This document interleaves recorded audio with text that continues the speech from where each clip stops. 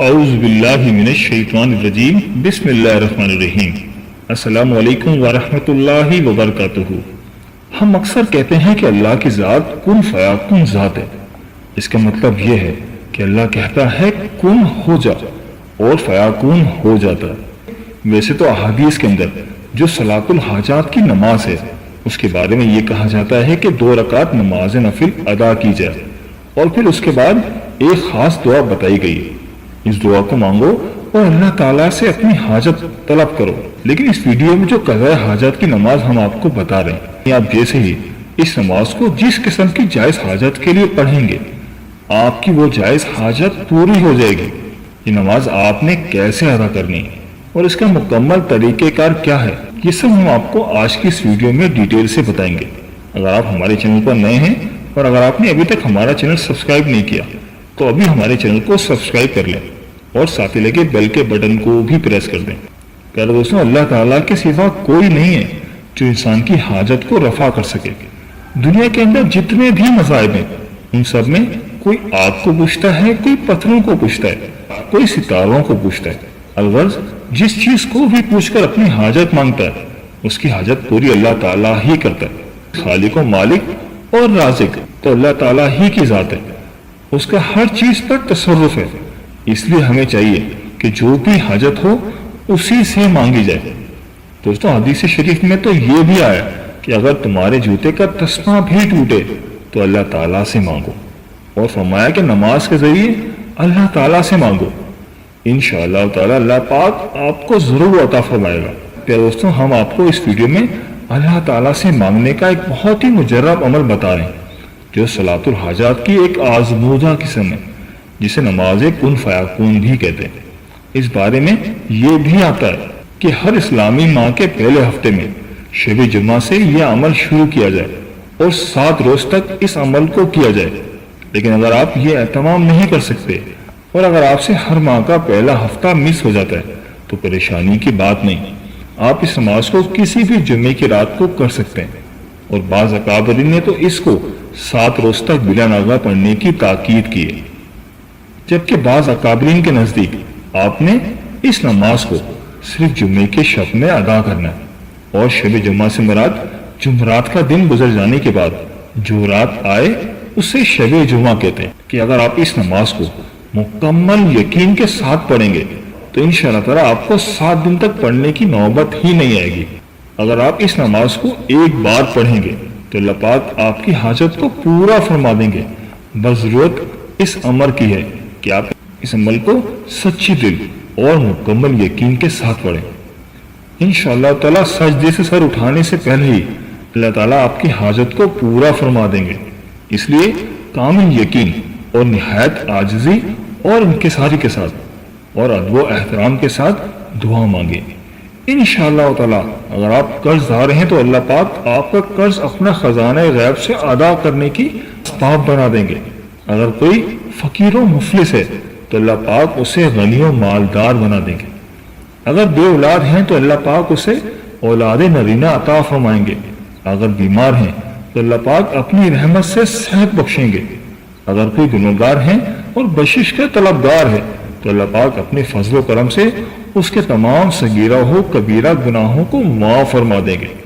پیارے دوستوں، غرض آپ کی جو بھی حاجت ہوگی خواہ دنیاوی ہو یا آخروی، اللہ پاک اپنے فضل و کرم سے آپ کی اس دعا کو پورا فرما دیں گے۔ مگر جو شخص یہ نماز ادا کرے وہ ان شرائط کا ضرور خیال رکھے۔ وہ شرائط یہ ہیں اور ان شرائط کو اپنی دینی اور آخروی زندگی پر ضرور لاگو کرے۔ اول یہ کہ اللہ پاک کی وحدانیت پر دل سے گواہی دے اور شرک سے پرہیز کرتا ہو۔ دوسرا، نماز 5 گانا کا پابند ہو، یعنی کہ 5 وقت کی نماز پڑھتا ہو۔ تیسرا، حلال رزق کماتا ہو۔ چوتھا، جھوٹ گالم گلوچ اور حرام چیزوں سے بچتا ہو۔ اگر آپ یہ سب اعمال کریں گے تو جب ہی یہ نماز مؤثر ہوگی۔ اللہ پاک سے دعا ہے کہ اللہ پاک ہمیں عبادت کے لیے قبول فرمائے اور ہماری کی ہوئی عبادت کو قبول فرماتے ہوئے ہم سب کی بخشش و مغفرت فرمائے اور اپنے فضل و کرم سے ہماری نیک دینی اور دنیاوی تمام تمناؤں کو پورا فرمائے۔ پیارے دوستوں، اس وظیفے کی اجازت عام ہے۔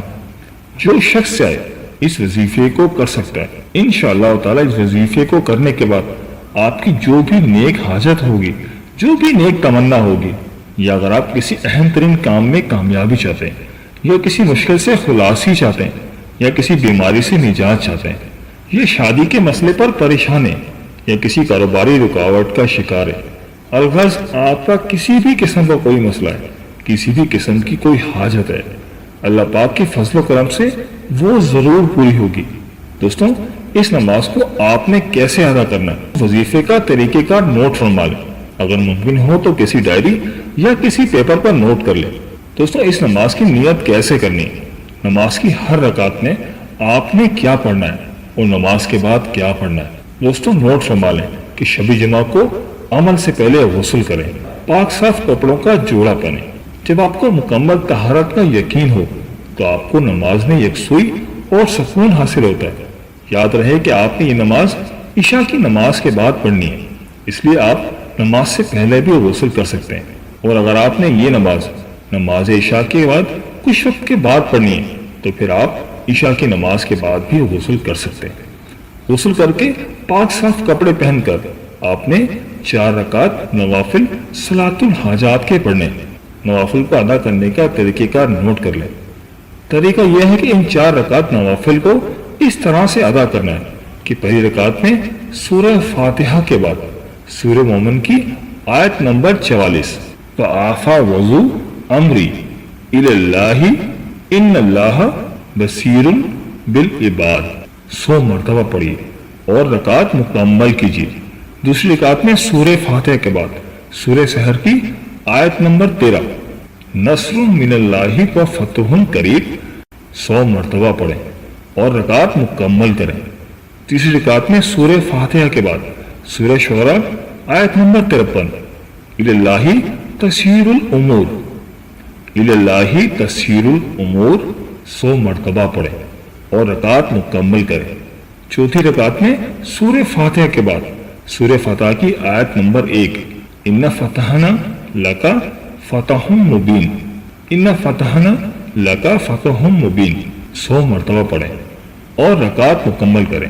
نماز سے فارغ ہونے کے بعد سلام کے بعد کسی سے بات مت کیجیے اور 100 مرتبہ استغفار پڑھیے، استغفر اللہ ربی من کل ذنب واتوب الیہ، اور پھر سجدے میں جا کر 100 مرتبہ یہ دعا پڑھیں غفرانک ربنا وعلیک المصیر، غفرانک ربنا وعلیک المصیر، پھر سجدے سے سر اٹھائیں اور بارگاہ رب العزت میں اپنی فریاد رکھ دیں، اپنی حاجت طلب کریں، اللہ تعالیٰ سے گڑ گڑا کر عاجزی اور ان کے سارے کے ساتھ دعائیں مانگیں۔ دوستوں، بعض اکابرین کے مطابق دعا بھی سجدے کی حالت میں ہی مانگی جائے، اور جن بعض اکابرین نے یقین کے ساتھ یہ عمل آزمایا ہے ان کا کہنا ہے کہ اس عمل کو یعنی نماز کن فیکون کو مکمل کریں۔ پیارے دوستوں، یہ تھی ہماری آج کی ویڈیو۔ میں امید کرتا ہوں کہ آپ کو ضرور پسند آئی ہوگی۔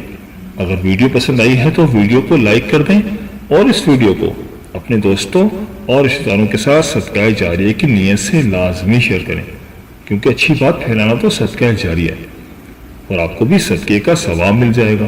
اور دوستوں، ہمارے چینل کو سبسکرائب کرنا مت بھولیے گا، اس سے ہماری حوصلہ افزائی ہوتی ہے۔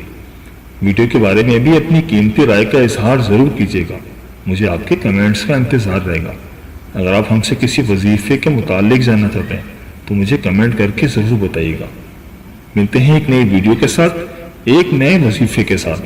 میری اللہ پاک سے دعا ہے کہ اللہ پاک آپ کی تمام پریشانیوں کو دور فرمائے اور اللہ پاک آپ کا حامی و ناصر ہو، آمین یا رب العالمین۔